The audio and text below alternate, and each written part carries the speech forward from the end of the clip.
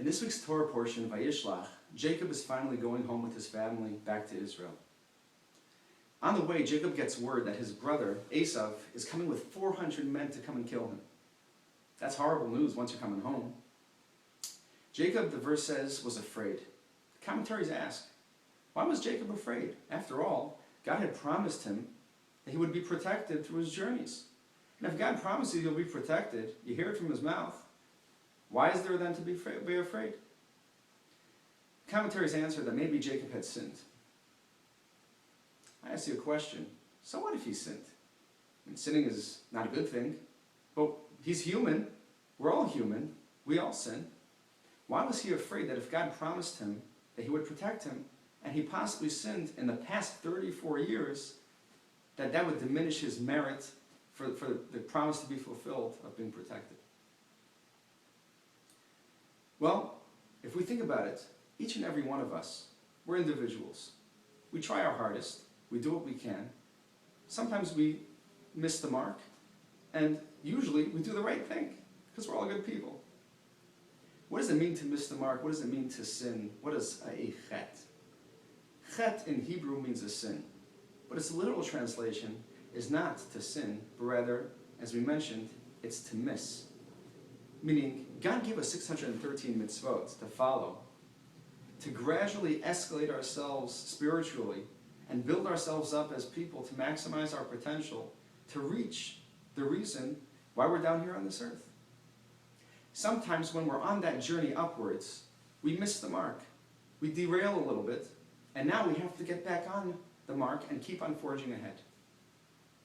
What the Torah was telling us is that Jacob, he was worried.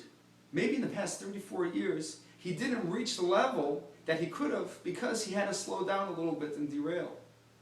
But at the same time, Jacob was saying, God, I'm only human.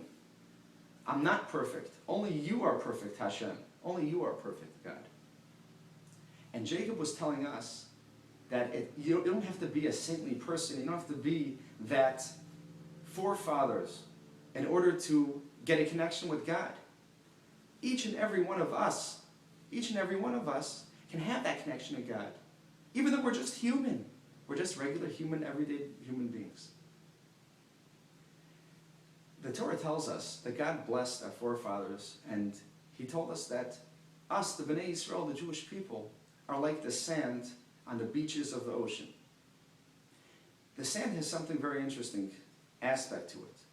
Each and every grain of sand, each and every kernel, is nothing by itself. You can't even hold one individual kernel in your hand.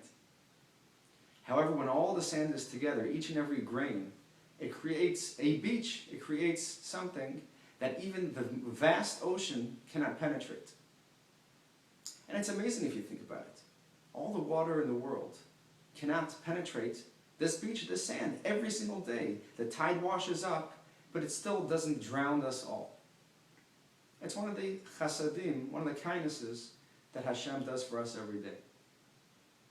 Think about it like this, maybe. A GPS system. A GPS knows exactly where we are at any given point.